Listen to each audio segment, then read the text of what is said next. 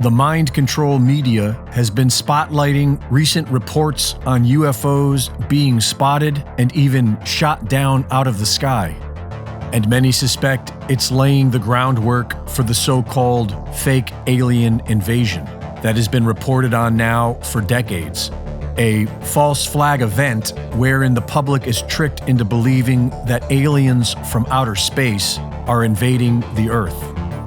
In his 1991 book, Behold a Pale Horse, William Cooper claimed that secret groups within the U.S. government have designed their own flying saucer technology and are planning to launch a staged alien invasion in order to create a one-world government.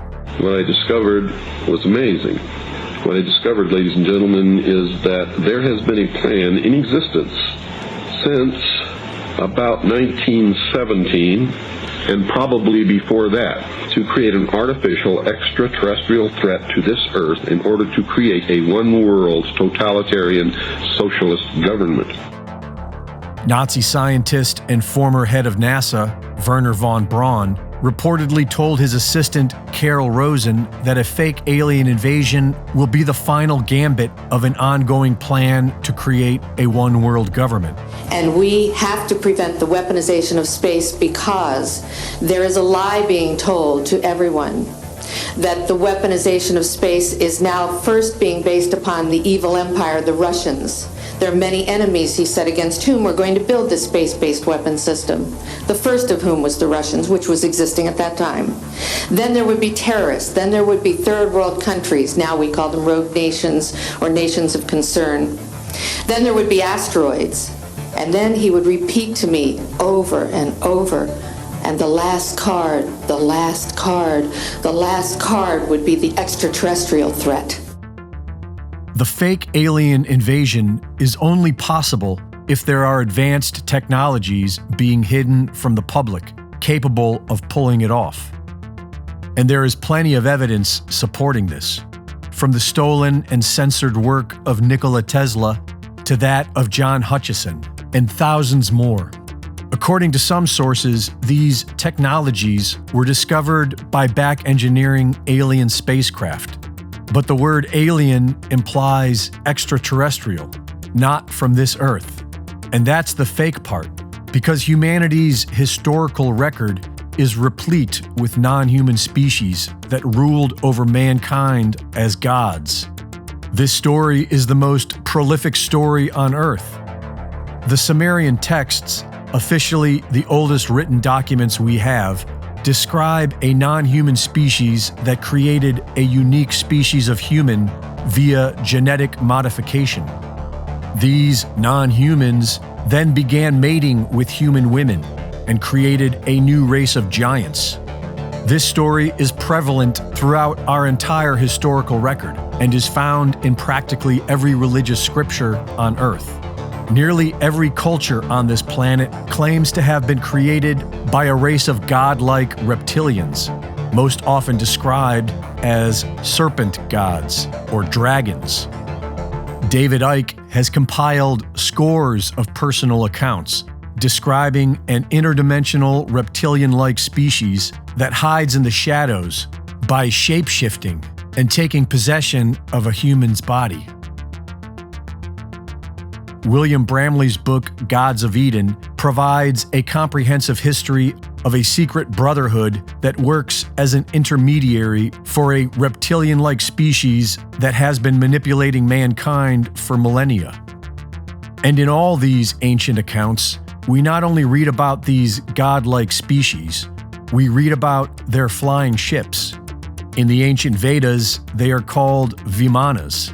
These ancient Vimanas were described in great detail 100 years ago in the Vaimanika Shastra and were believed to be found within hidden caves of the Himalayan mountains, which is what likely compelled the Nazis to explore the Himalayas in search of the Aryan race in 1938.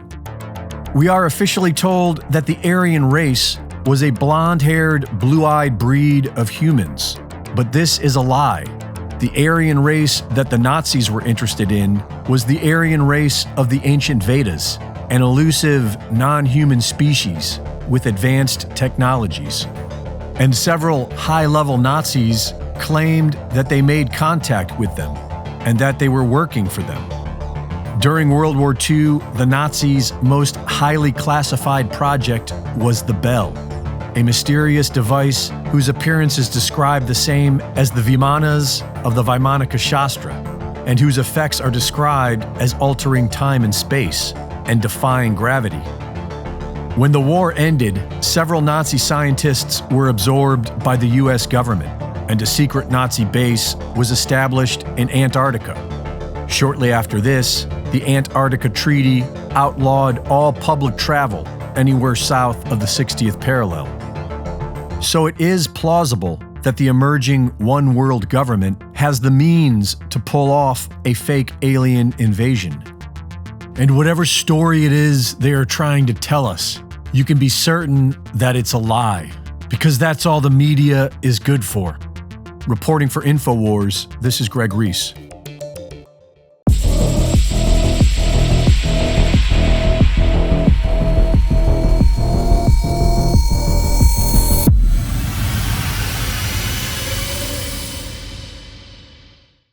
Thank you for watching the latest Greg Reese Report.